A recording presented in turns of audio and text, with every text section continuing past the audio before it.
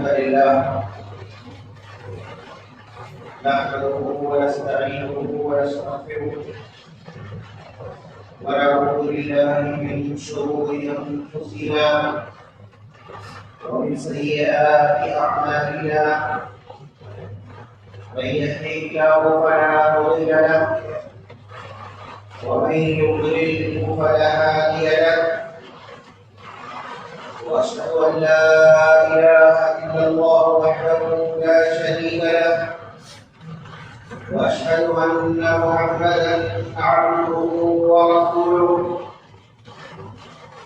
يا أيها الذين آمنوا اتقوا الله حق تقاته ولا تموتن إلا وأنتم مسلمون يا أيها الناس اتقوا ربكم الذي خلقكم من نفس واحدة وخلق منها زوجها وبث منهما رجالا كثيرا ونساء واتقوا الله الذي تساءلون به والأرحام إن الله كان عليكم رقيبا يا أيها الذين آمنوا اتقوا الله وقولوا قولا سديدا يصلح لكم أعمالكم ويغفر لكم ذنوبكم ومن يطع الله ورسوله فقد فاز فوزا عظيما أما بعد فإن خير الحديث كتاب الله وخير الهدي هدي محمد صلى الله عليه وسلم وشر الأمور محدثاتها وكل محدثة بدعة وكل بدعة ضلالة وكل ضلالة في النار. Kepada Islam, محترم حضور حدیث نوجوان ساتھیوں، اسلامی ماں اور بہنوں، اللہ کے نبی جناب محمد رسول اللہ صلی اللہ علیہ وسلم کے معمولات مبارک میں سے ایک اہم ترین معمول یہ ہے کہ اللہ کے رسول صلی اللہ علیہ وسلم جب صحابہ کرام کو وعظ فرماتے، کوئی نصیحت کرتے، کوئی خطاب فرماتے،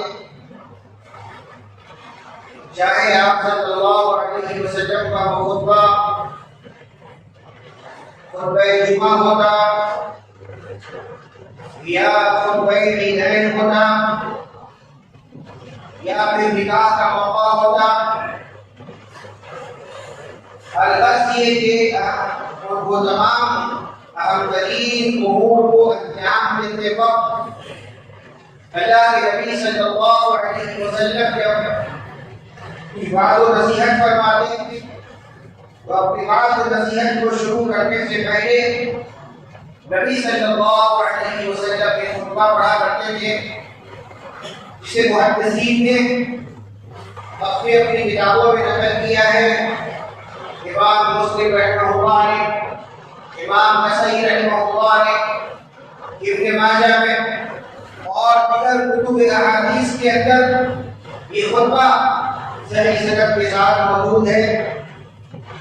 اللہ کے نبی صلی اللہ علیہ وسلم خطبہ بیان فرماتے، بلکہ عبداللہ بن مسعود رضی اللہ تعالی عنہ فرماتے ہیں کہ اللہ کے نبی صلی اللہ علیہ وسلم نے ہم لوگوں کو خطبۃ الحاجہ سمجھایا اور اس خطبے کی تلاوت کرتے تھے۔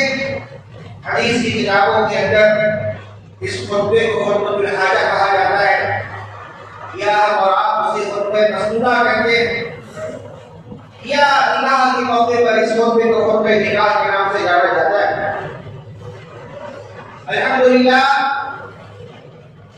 اس مفدل دور میں بھی جب سنت ہمارے درمیان سے مفقود ہو رہی ہے، یہ اللہ رب العالمین کا فضل، اللہ رب العالمین کا احسان ہے کہ اللہ رب العالمین نے ہم اہل سنت والجماعت یا ہم اسے اہل حدیث کہتے ہیں، اس جماعت نے اس سنت کو برقرار رکھا ہے۔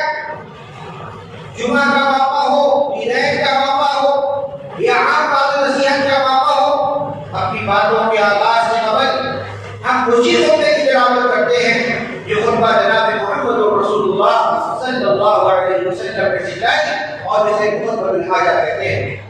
یہ وہی خطبہ ہے جو ابھی اپنی باتوں کے آغاز سے قبل میں اس خطبے کی تلاوت کی اور الحمدللہ اس خطبے کی تلاوت کرتا ہوں۔ آج کی خطبہ جمعہ میں انشاءاللہ تعالی اسی خطبہ الحاجہ، اسی خطبہ الحاجہ یا خطبہ مسنونہ کی کچھ تشریح میں آپ کے سامنے پیش کرنا چاہوں گا کہ آخر اس خطبے کے اندر کیا اہمیت ہے اور یہ خطبہ اس قدر اہمیت کے حامل ہے اور اس کے اندر کون سے پیغامات ہیں جو جناب محمد رسول اللہ صلی اللہ علیہ وسلم نے ہمیں اور آپ کو دیے ہیں۔ تو میرے بھائیوں، بلا کسی تمہید کے بعد باتیں پڑھاتا ہوں۔ نبی کریم جناب محمد رسول اللہ صلی اللہ علیہ وسلم جب خطبے کا آغاز کرتے، جب اپنے خطبہ کا آغاز کرتے نبی صلی اللہ علیہ وسلم، تو آپ صلی اللہ علیہ وسلم اس کی ابتدا اس طرح فرماتے، آپ صلی اللہ علیہ وسلم فرماتے ان الحمد للہ، ان الحمد للہ، یعنی کہ اتنا اس کے معنی ہوتا بے شک اور حمد کے معنی ہوتا ہے تعریف، لیکن اس حمد سے پہلے الف اور لام لگا ہوا ہے، الحمد، حمد کے معنی تعریف کے، لیکن یہ حمد اگر الف اور لام کے ساتھ آ جائے الحمد تو اس کا معنی ہوتا ہے کہ تمام تر تعریفات، تمام تر اچھائیاں، تمام تر بڑائیاں، تمام تر خوبیاں اگر کسی ذات کے لیے لائق ہے، اگر کسی ذات کے لیے سزاوار ہے، جس کے لیے تعریف کی جا سکتی ہے، جس کی بڑائی بیان کی جا سکتی ہے، جس کی بزرگی کا اظہار کیا جا سکتا ہے، وہ کون ہے؟ اللہ، وہ اللہ رب العالمین کی ذات ہے۔ تمام تر تعریفات، تمام تر توصیفات، تمام تر بڑائیاں، تمام تر خوبیاں، یہ تمام خوبیوں، بڑائیوں، اچھائیوں کا مالک اگر کوئی ہے تو اللہ رب العالمین کی ذات۔ میرے بھائیو، ہم اس کائنات کے اندر جب غور کریں گے تو اس کائنات میں پھیلی ہوئی بے شمار اللہ رب العالمین کی نعمتیں ہیں جو اپنے اندر ایک کشش رکھتی ہے۔ انسان اس کو دیکھے تو دیکھتا چلا جائے، سورج کو دیکھے، چاند کو دیکھے، پہاڑوں کو دیکھے، آبشار اور جھرموں کو دیکھے، دریا کو دیکھے، سمندر کو دیکھے، اس کائنات کے اندر پھیلی ہوئی بے شمار نشانیاں ہیں، بے شمار نعمتیں ہیں، جن نعمتوں کو دیکھنے کے بعد ہم بے ساختہ زبان سے کہہ سکتے ہیں الحمدللہ۔ انسان کہہ سکتا اللہ رب العالمین نے بہت ساری نعمتوں سے ہمیں اور آپ کو نوازا، بے شمار انعامات اللہ رب العالمین کے ہیں۔ اللہ رب العالمین نے فرمایا قرآن کریم کے اندر وَإِن تَعُدُّوا نِعْمَتَ اللَّهِ لَا تُحْصُوهَا، کہ اگر تم اللہ رب العالمین کی نعمتوں کو شمار کرنا چاہو تو شمار نہیں کر سکتے۔ اللہ رب العالمین نے فرمایا وَمَا بِكُم مِّن نِّعْمَةٍ فَمِنَ اللَّهِ، جو نعمت بھی تمہارے پاس ہے، کوئی بھی ایک نعمت جو تم کو ملی ہے وہ نعمت اللہ رب العالمین کی جانب سے۔ انسان غور کرے، انسان فکر کرے، کائنات پر غور کرے، کائنات پر فکر کرے، کائنات کے اندر پھیلی ہوئی بے شمار نشانیاں اللہ رب العالمین کی ہے، ان نشانیوں کو دیکھ کر انسان کہہ سکتا ہے بے ساختہ، اپنی زبان سے کہہ سکتا ہے کہ الحمدللہ، انسان الحمدللہ کہہ سکتا ہے۔ اللہ رب العالمین نے قرآن کریم کے اندر ہمیں اس بات کو حکم دیا کہ في خلق السماوات والارض واختلاف الليل والنهار لآيات لأولي الألباب. کہ بے شک زمین اور آسمان کی خلقت، ان فی خلق السماوات والارض واختلاف الليل والنهار، رات اور دن کے گردش میں اللہ تبارک و تعالی فرماتا ہے لآیات لأولي الألباب، عقل مندوں کے لیے نشانیاں ہیں. اللہ رب العالمین نے عقل مندوں کے لیے نشانیاں رکھی ہیں. انسان فکر کرے. اور اللہ رب العالمین نے قرآن کریم کے اندر ہمیں اور آپ کو ان کائنات پر غور کرنے کا حکم دیا ہے. انسان غور کرے گا، انسان فکر کرے گا تو رب کی خلقت کا اقرار کرے گا، رب کی کبریائی کا اظہار اپنی زبان سے کرے گا. اللہ رب العالمین نے آسمان میں جو نشانیاں ہیں اس کے تعلق سے اللہ نے فرمایا آسمان پر غور کرو. وفی الارض آیات للموقنین، زمین پہ نشانیاں ہیں یقین رکھنے والوں کے لیے. لیکن انسان کے پاس اگر اتنی صدق نہیں ہے، انسان کے پاس اتنی طاقت نہیں، اتنی قدرت نہیں، انسان زمین پر اور آسمان پر غور کرے تو اللہ سبحانہ و تعالی قرآن میں فرماتا ہے وفی انفسکم، اپنے آپ کو غور کرو، تم اپنی جان پر غور کرو. ایک انسان بہت دور جانے کی ضرورت نہیں، ایک انسان صرف اپنے اوپر غور کرے. اور اس غور فکر کا آغاز انسان اپنی پیدائش سے کرے.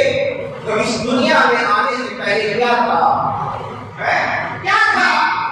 ایک پانی کی حقیر قطرے سے پیدا کیا. اِنَّا خَلَقْنَا الْإِنسَانَ مِن نُطْفَةٍ أَمْشَاجٍ نَبْتَلِيهِ فَجَعَلْنَاهُ سَمِيعًا بَصِيرًا. اللہ رب العالمین نے فرمایا ایک حقیر قطرے سے ہم نے انسان کو پیدا کیا. وہ پانی کا قطرہ جس طریقے سے اللہ رب العالمین نے اس پانی کے قطرے سے انسان کو وجود بخشا. اللہ تبارک و تعالی قرآن کریم کے اندر ہمیں غور کرنے کے لیے، ہمیں فکر کرنے کے لیے، ہمیں رب کی کبریائی کا اعلان کرنے کے لیے اللہ تبارک و تعالی فرماتا ہے وَلَقَدْ خَلَقْنَا الْإِنسَانَ مِنْ سُلَالَةٍ مِنْ طِينٍ. اللہ نے فرمایا ہم نے انسان کو کھنکھناتی ہوئی مٹی سے پیدا کیا. ثُمَّ جَعَلْنَاهُ نُطْفَةً فِي قَرَارٍ مَكِينٍ. اللہ رب العالمین نے فرمایا پھر پانی کے اس قطرہ اس نطفہ کو اللہ رب العالمین نے قرار مکین میں ڈالا.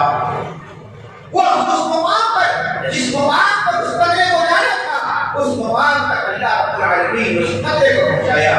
اس کے بعد اللہ تعالیٰ فرماتا ہے ثم جعلنا النطفة علقة. اللہ تبارک و تعالیٰ فرماتا ہے پھر ہم نے اس نطفہ کو علقہ بنایا، خون کا لوٹا بنا دیا. اس نطفہ کو اس جسم کو اللہ رب العالمین نے خون کا لوٹا بنا دیا. ثم جعلنا النطفة علقة. اس کے بعد اللہ تعالیٰ فرماتا ہے فخلقنا العلقة مضغة.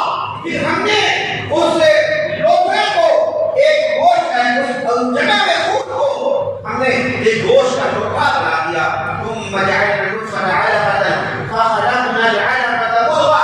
پھر ہم نے اس جگہ میں خون کو ہم نے گوشت کے لوٹا بنا دیا. فخلقنا المضغة عظاما. اور جب اس کے بعد لوٹا بن گیا ہم نے فخلقنا المضغة عظاما، ہم نے اس میں ہڈی ڈال دی، اس کے اندر ہڈی ڈال دی اس کے اندر ہے. اور اس کے بعد فخلقنا العظام لحما، اور پھر اس ہڈی کے اوپر ہم نے گوشت چڑھا دیا. اللہ تبارک و تعالیٰ فرماتا ہے تبارک اللہ احسن الخالقین. انسان اپنے صفوں پر اپنی خدمت پر غور کرے. اس طریقے سے اللہ رب العالمین نے انسان کی تخلیق فرمائی ہے. پانی کی تخلیق کرنے سے یا ان سارے پروسیس کو کرنے میں اللہ رب العالمین نے کسی کا ساتھ دیا، کسی کی مدد لی، کسی کا سہارا لیا، کسی کو شریک بنایا، کسی کو پارٹنر بنایا نہیں بنایا. اللہ رب العالمین نے یہ سارے پروسیس چل رہے ہیں. پانی کے قطرے کو اللہ رب العالمین نے خون جمع و خون بنا دیا، جمع میں خون کو لوٹا بنا دیا، اس کے اوپر گوشت ڈال دی، اس کے اوپر ہڈی ڈال دیا. پھر اللہ رب العالمین اس میں روح پھونکی. اللہ اکبر. زبان سے بے ساختہ ہم کہہ سکتے ہیں الحمدللہ. یہ تمام کا تعریف صرف اللہ رب العالمین ہے. انسان اپنی تخلیق پر غور کرے. آگے بڑھیے. ایک بچے کا وجود ماں کے پیٹ کے اندر ہے. ماں سوئی ہوئی ہے، اللہ تبارک و تعالی اس کا سر بنا رہا ہے، ماں چل رہی ہے، بچے کا ناک بن رہا ہے، ماں کام کر رہی ہے، بچے کا ہاتھ بن رہا ہے، ماں بازار میں ہے، بچے کے جسم کا اعضا بن رہا ہے، یہ ساری چیزیں، یہ سارا پروسیس جاری ہے، اور بالکل جب وہ بچہ بن کر تیار ہو جاتا ہے تو اس دنیا کے اندر چلا۔ میرے بھائیوں، کیا آپ غور کریں، کیا یہ سارے پروسیس میں، کیا ان سارے کاموں کے کرنے میں اللہ رب العالمین کسی کا ساجد دیتا، کسی کی شرکت دیتا، کسی کو پارٹنر بناتا، کسی کو شریک کرتا، کسی کا سہارا دیتا؟ وہ اللہ اکیلا ہے، وہ اللہ تنہا ہے، وہ خالق ہے اللہ رب العالمین۔ تبارک اللہ رب الخالقین، بڑا بابرکت ہے، وہ اللہ سب سے بہترین خدمت کرنے والا ہے۔ ہم زبان سے ان سارے پروسیس کو دیکھنے کے بعد، اس پر غور کرنے کے بعد، اس پر فکر کرنے کے بعد ہم زبان سے کہتے ہیں الحمدللہ۔ ساری تعریف، جتنی بھی تعریف ہے، تعریفات، توصیفات، بڑائی، بزرگی، کمالات، یہ تمام کی تمام چیزیں اللہ رب العالمین کے لیے ہے۔ اللہ رب العالمین کے علاوہ کوئی ذات والی تعریف نہیں ہے۔ اسی لیے نبی کریم جناب محمد رسول اللہ صلی اللہ علیہ وسلم فرماتے ہیں ان الحمدللہ، بے شک ہر قسم کی تعریف، بڑائی، بزرگی صرف اللہ کے لیے ہے، نحمدہ، اسی لیے ہم اسی اللہ رب العالمین کی تعریف کرتے ہیں، ہم غیروں کی تعریف نہیں کرتے، ہم غیروں کی تعریف نہیں کرتے۔ انسان بہت ہے، اللہ رب العالمین نے جتنی نعمتوں سے نوازا، انسان اپنے جسم پر غور کرے۔ اللہ رب العالمین نے یہ مضبوط جسم جو آپ کو دیا، اس جسم کو باقی رکھنے کے لیے آپ صحیح سالم کھڑے ہو سکیں۔ اللہ رب العالمین نے آپ کے وجود کو برقرار رکھنے کے لیے، اللہ رب العالمین نے آپ کے جسم کے اندر لگ بھگ 246 ہڈیوں کا اللہ رب العالمین نے دی۔ یہ ہڈیاں جو اللہ رب العالمین نے آپ کے جسم کے اندر دی ہے، یہ دو ہڈی نہیں ہے۔ میڈیکل سائنس پڑھے، 246 ہڈیاں انسانی جسم کے اندر ہے، جو انسانی جسم کو برقرار رکھتی ہے، انسان کو توانا رکھتی ہے، انسان کو تندرست رکھتی ہے، اس کو چلنے پھرنے کے قابل بناتی ہے، اس کو آرام سے بیٹھنے کے قابل بناتی ہے۔ یہ ہڈیاں اگر نہ ہو تو انسانی جسم کمزور پڑ جائے گا، کمزور پڑ جائے گا، انسان اپنے پاؤں پر کھڑا ہونے کے لائق ہے۔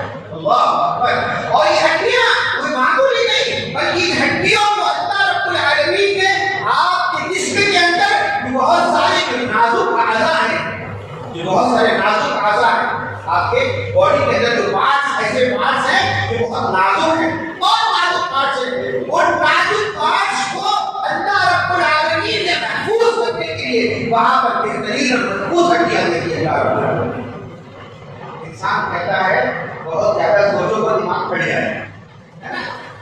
لوگ کہتے ہیں بہت زیادہ سوچو تو دماغ پھٹ جائے۔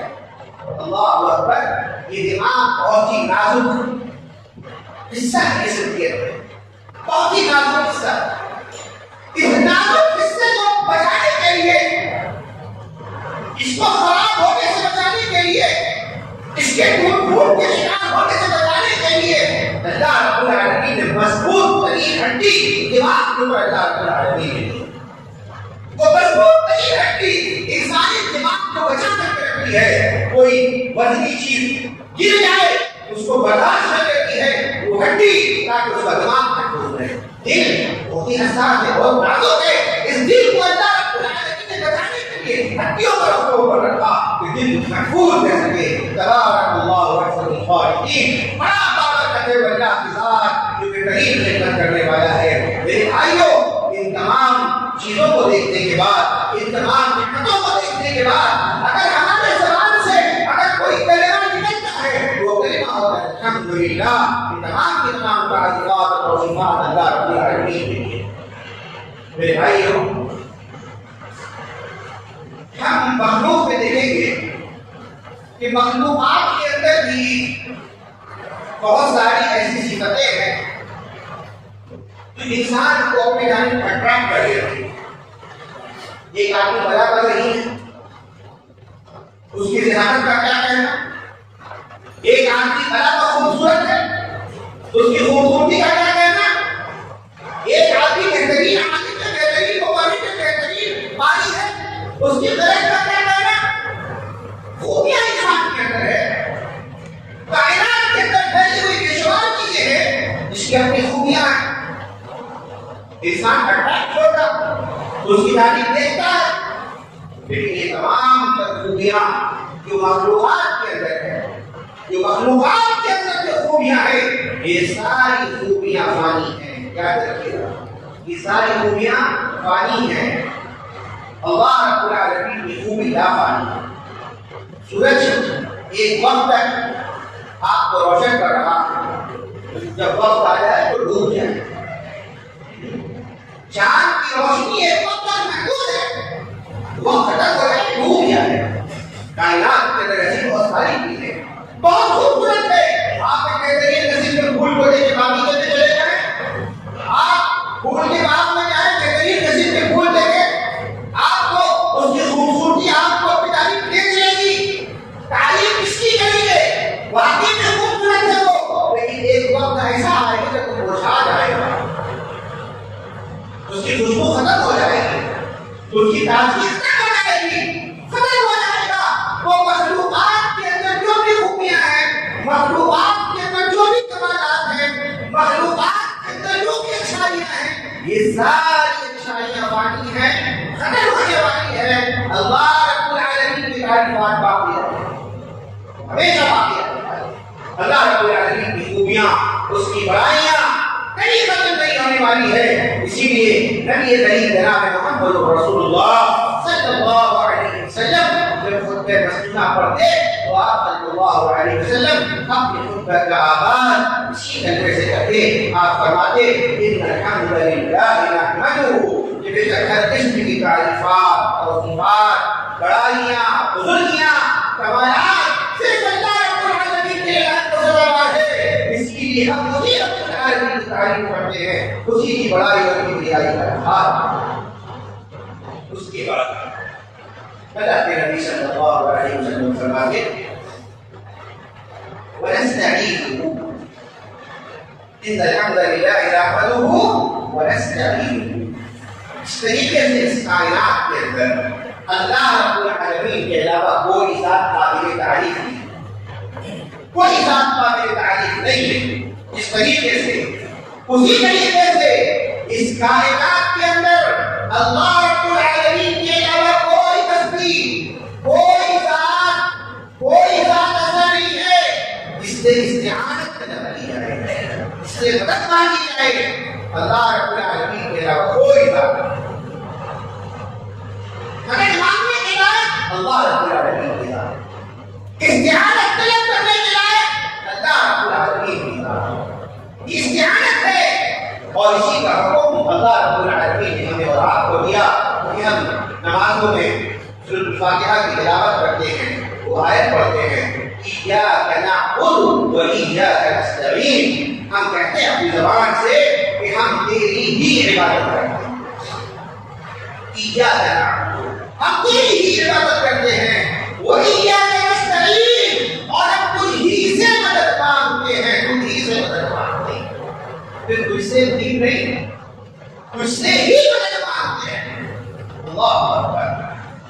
ہمارا ایمان یہ ہے، ہمارا عقیدہ یہ ہے، ہم نمازوں میں اللہ کے سامنے اللہ سے وعدہ کرتے ہیں ایاک نعبد و ایاک نستعین، ہم تیری ہی عبادت کرتے ہیں. عبادات کا جو بھی طریقہ ہے، چاہے وہ نماز کی شکل میں ہو، قیام کی شکل میں ہو، رکوع کی شکل میں ہو، سجدے کی شکل میں ہو، دعا کی شکل میں ہو، جو بھی عبادت کی شکل ہے وہ صرف اور صرف اللہ رب العالمین ایاک نعبد، تیری ہی عبادت کرتے ہیں، و ایاک نستعین، اور تجھ سے مدد مانگتے ہیں. اللہ کے علاوہ کسی اور سے مدد نہیں مانگتے. اور یاد رکھیے اس طریقے سے اللہ کے علاوہ کسی اور کی عبادت شرک ہے، حرام ہے. کسی اور کے لیے ہاتھ باندھ کر قیام نہیں کر سکتے، کسی اور کے لیے آپ رکوع نہیں کر سکتے، کسی اور کے لیے آپ سجدہ نہیں کر سکتے، کسی اور کے لیے آپ اپنے ہاتھوں کو نہیں اٹھا سکتے، کسی اور کے لیے آپ امیدیں نہیں لگا سکتے ہیں. اس طریقے سے یہ ساری چیزیں حرام ہے. اسی اسی طریقے سے کسی اللہ کے علاوہ کسی اور سے مدد مانگنا، کسی اور کو پکارنا، کسی اور کو پکارنا یہ حرام ہے، حرام ہے، حرام ہے۔ اللہ تبارک و تعالی نے قرآن کریم میں ارشاد فرمایا ہے وَمَنْ أَضَلُّ مِمَّنْ يَدْعُو مِن دُونِ اللَّهِ، اللہ اکبر۔ اللہ تبارک و تعالی فرماتا ہے وَمَنْ أَضَلُّ مِمَّنْ يَدْعُو مِن دُونِ اللَّهِ، اس شخص سے بڑھ کر گمراہ کون ہوگا؟ اس شخص سے بڑھ کر گمراہ کون ہوگا؟ اللہ اکبر۔ مِمَّنْ يَدْعُو مِن دُونِ اللَّهِ، جو اللہ کے علاوہ کسی اور کو پکارے، کون ہوگا؟ اللہ تعالیٰ فرماتا ہے اس سے بڑا بھی کچھ برا ہو سکتا ہے جو اللہ کے علاوہ کسی اور کو پکارے مدد کے لیے، غیر اللہ کو پکارے، پیغمبر کو پکارے، پیر کو پکارے، فقیر کو پکارے، بزرگ کو پکارے، قبر والے کو پکارے، نیتا لگائے، یا فلانا یا قوم یا خواجہ یا فلاں یا دستگیر اور دیگر جملوں کے ذریعے سے اگر کوئی کسی کو پکارتا ہے اور اس کو کہتا کہ میرا بیڑا پار لگا دو، مجھے اولاد دے دو، مجھے رزق دے دو، مجھے فلاں چیز دے دو، قبروں کے پاس جا کر کے مانگے یا دور دراز سے پکارے، اللہ تبارک و تعالی نے فرمایا وَمَنْ أَضَلُّ مِمَّنْ يَدْعُو مِن دُونِ اللَّهِ، اس شخص سے بڑھ کر گمراہ کون ہوگا جو اللہ کے علاوہ کسی اور کو پکارتا ہے، مَن لَا يَسْتَجِيبُ لَهُ إِلَىٰ يَوْمِ الْقِيَامَةِ۔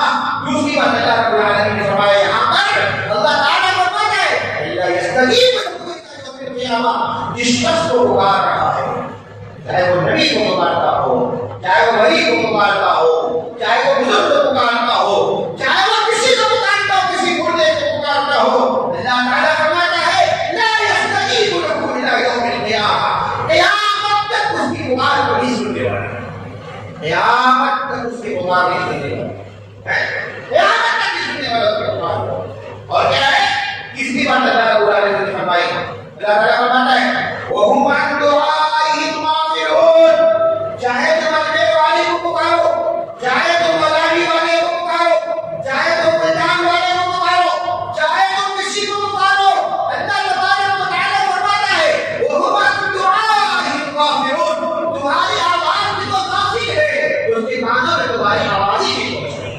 غافل ہے وہ تمہاری آواز سے، نہیں سن رہا تمہاری بات کو، کیونکہ دور اور نزدیک سے سننے والا اللہ رب العالمین ہے، وہ اللہ ہے۔ اس کے معنی میں کیا فرمایا ہے اللہ لا الہ الا هو الحی القیوم لا تأخذه سنة ولا نوم له ما في السماوات وما في الارض، پڑھیں آپ کرسی اور اس کا ترجمہ پڑھیں، آپ کو معلوم ہوگا یہ سارے اختیارات، یہ سارے کمالات صرف اور صرف اللہ رب العالمین کے پاس ہے۔ استعانت، مدد مانگنا اللہ رب العالمین سے، اللہ کے علاوہ کسی اور سے مدد مانگنا حرام ہے، شرک ہے، بڑا گناہ ہے۔ اور ایک سوال پیدا ہوتا ہے، سماج کے اندر بہت سارے غلہ پائے جاتے ہیں جو عوام سے کہتے ہیں کہ دیکھو یہ مولوی کہتا ہے کہ غیر اللہ سے مدد مانگنا شرک ہے، حرام ہے، اور یہی مولوی گھر جاتا ہے بی بی سے کہتا ہے کھانا لاؤ، بی بی سے کہتا ہے کپڑے دھو دو، بی بی سے کہتا ہے فلاں کام کر دو، سیکریٹری سے پیسہ مانگتا ہے، مسجد کے اماموں سے، مسجد کے ذمہ داروں سے تنخواہ مانگتا ہے، اس سے مدد مانگتا ہے، یہی مولوی ہے، اور یہ کتنا دن پر شکایت ہے اللہ سے مدد مانگنا حرام ہے۔ عوام نہیں کہتے میرے پولیس صاحب کتنے اچھے ہے نا، بعض لوگ کہتے ہیں ہمارے علماء نے وہابیوں کی بات لگا دی، بعض لوگ کہتے ہیں بہت تک زبان میں استعمال کر رہا ہوں، آپ دیکھیے گا وقت میں زبان استعمال نہیں کرتا ہوں اکثر میں، لیکن بات آ گئی تو یہ کہہ رہا ہوں لوگ اس طریقے کی باتیں کرتے ہیں۔ آپ کو معلوم ہے استعانت و مدد طلب کرنا اللہ کے مخلوق سے، مخلوقات سے استعانت طلب کرنا یا اس سے مدد مانگنا یہ جائز ہے یا نہیں؟ جائز ہے، اور اس کی صورت ہے، اس کی صورت یہ ہے کہ جو کچھ آپ کے اسباب کے اندر ہو، ماں کو اسباب نہیں، ایک آدمی مرا ہوا ہے آپ اسے جا کر کہیں مدد آدمی آپ کے سامنے زندہ ہے، اس سے آپ مدد مانگ سکتے ہیں۔ اللہ تبارک و تعالیٰ نے قرآن کریم میں ارشاد فرمایا کہ وَتَعَاوَنُوا عَلَى الْبِرِّ وَالتَّقْوَىٰ، دیکھو نیکی اور تقویٰ کے کاموں میں ایک دوسرے کی مدد کرو۔ ایک آدمی وہاں کھڑا ہے، آپ اس کی پر نماز کی مسلح نہیں ہے، آپ نے اپنا مسلح دے دیا، مدد کر دیا آپ نے اس کی۔ ایک آدمی ذرا پریشان ہے، آپ نے اس کا تعاون کر دیا، یہ مدد ہے اس کے لیے۔ اس کا حکم اللہ رب العالمین نے دیا کہ وَتَعَاوَنُوا عَلَى الْبِرِّ وَالتَّقْوَىٰ، کہ نیکی اور تقویٰ کے کاموں میں ایک دوسرے کی مدد کرو۔ اللہ تبارک و تعالیٰ نے قرآن کریم میں کہا فَإِنِ اسْتَنصَرُوكُمْ فِي الدِّينِ، اگر کوئی دین کے معاملے میں تم سے مدد مانگتا ہو، دین کے معاملے میں تم سے مدد مانگتا ہو، اللہ رب العالمین نے فرمایا فَعَلَيْكُمُ النَّصْرُ، تم ان کی مدد کرو، ضرور مدد کرو ان کی۔ اللہ تبارک و تعالیٰ نے انسانوں کو حکم دیا، انسان کے ساتھ معاملات کرے، اس کی مدد کرے، اس کی دیکھ بھال کرے، اس کا تعاون کرے۔ اللہ رب العالمین نے اس کا حکم دیا۔ نبی کریم جناب محمد رسول اللہ صلی اللہ علیہ وسلم نے ارشاد فرمایا انصر اخاک ظالما و مظلوم، اللہ کے رسول صلی اللہ علیہ وسلم نے فرمایا اپنے بھائی کی مدد کرو، انصر اخاک، اپنے بھائی کی مدد کرو، ظالما و مظلوم، وہ ظالم ہو یا مظلوم ہو۔ صحابہ نے فرمایا اللہ کے رسول صلی اللہ علیہ وسلم مظلوم کی مدد تو سمجھ میں آتی ہے، ایک آدمی مظلوم کو اس کی مدد کی جائے گی، اس کی دیکھ بھال کی جائے گی، اس کو بچایا جائے گا، ظالم کی مدد کیسے ہوگی؟ نبی کریم جناب محمد رسول اللہ صلی اللہ علیہ وسلم نے فرمایا ظالم کی مدد یہ ہے اس کو ظلم سے باز رکھا جائے، اس کو روکا جائے ظلم سے، اس کا ہاتھ پکڑ لیا جائے، روک لگایا جائے اس کے اوپر، یہ ظالم کی مدد ہے۔ یہاں اللہ کے نبی صلی اللہ علیہ وسلم کرنے کو حکم دیا، یہ بھی تو عام مدد انسانوں میں سے، تو اس طریقے سے اللہ کا لانا اور استعانت کا غلط معنی نکالنا، استعانت کا غلط معنی نکالنا اور غلط معنی نکال کر کے اللہ کو ناز پورا کرنا درست نہیں۔ لہذا دونوں طریقے ہیں، استعانت جو ہے شرعی استعانت بھی ہے، غیر شرعی استعانت بھی ہے، دونوں طریقے کو سمجھنے کی ہے۔ نبی کریم جناب محمد رسول اللہ صلی اللہ علیہ وسلم نے اس خطبے میں اس استعانت کا حکم دیا ہے، وَنَسْتَعِينُهُ، اس استعانت کا حکم یہاں نبی کریم صلی اللہ علیہ وسلم نے دیا ہے۔ وہ استعانت یہ ہے کہ اس کائنات کے اندر آپ کے تکلیفات کو دور کرنے والا، آپ کے مسائل کو دور کرنے والا، آپ کی مشکلات کو دور کرنے والا، آپ کو روزی دینے والا، آپ کو تندرستی سے نکالنے والا، آپ کو اولاد کی نعمتوں سے نوازنے والا اللہ رب العالمین کی ذات ہے۔ جب ضرورت پڑے پکارو۔ نبی کریم جناب محمد رسول اللہ صلی اللہ علیہ وسلم نے یہاں تک فرمایا کہ اگر تمہارے جوتے کا تسمہ ٹوٹ جائے، فرمایا اگر تمہارے جوتے کا تسمہ ٹوٹ جائے، جوتے کا فیتا ٹوٹ جائے، وہ بھی اللہ سے، اللہ تعالیٰ ہٹائے گا آسمان سے، نہیں ہٹ پائے گا نا، نہیں ہٹ پائے گا نا، لیکن ہمارا ایمان اللہ پر ہوگا، ہمارا توکل اللہ پر ہوگا، ہم نے اللہ پر بھروسہ کیا الہی ہمارے جوتے کا تسمہ ٹوٹ چکا ضرور ٹھیک کروا دے، وہ دلا دے، اللہ اسباب پیدا کروا دے گا۔ میرے بھائیوں، محترم بزرگوں اور ساتھیوں اور میری ماں اور بہنوں، خطبہ نگمہ انتہا تک پہنچ چکا ہے، انشاءاللہ آئندہ جمعہ میں آؤں گا، اللہ سے امید ہے تو اس موضوع کو پوری کروں گا انشاءاللہ تعالیٰ۔ اللہ تبارک و تعالیٰ سے دعا ہے اللہ تبارک و تعالیٰ ہم جملہ مسلمانوں کو اپنے ایمان کا اور اپنے عقیدے کا جاننے جانے کی توفیق عطا فرمائے، عقیدہ توحید کو سمجھنے کی توفیق عطا فرمائے، عقیدہ توحید کو عام کرنے کی توفیق عطا فرمائے اور عقیدہ توحید پر زندگی گزارنے کے اللہ تعالیٰ ہم سب کو توفیق عطا فرمائے۔ الہ العالمین جو بیمار ہو شفا عطا فرما، الہی ہمیں جو پریشان آ رہے ہیں شامل دور فرما، الہی ہمیں جو مقروض ہیں ان کے قرض کو ادا کرنے کی سویا بھی فراہم فرما۔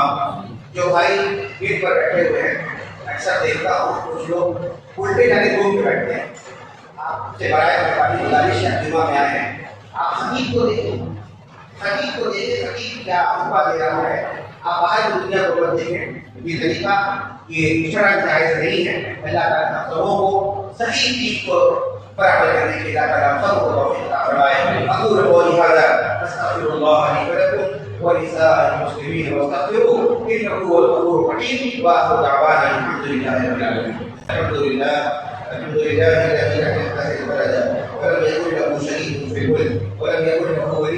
كل وتكبير تكبيرا. الله اكبر كبيرا، الحمد لله كثيرا، سبحان الله بكرة وأصيلا. اللهم صل على محمد وعلى آل محمد كما صليت على إبراهيم وعلى آل إبراهيم إنك حميد مجيد. اللهم بارك على محمد وعلى آل محمد كما باركت على إبراهيم وعلى آل إبراهيم إنك حميد مجيد. عباد الله رحمكم الله، إن الله يأمر بالعدل والإحسان وإيتاء ذي القربى وينهى عن الفحشاء والمنكر والبغي يعظكم لعلكم تذكرون. وذكر الله تعالى أعلى وأولى.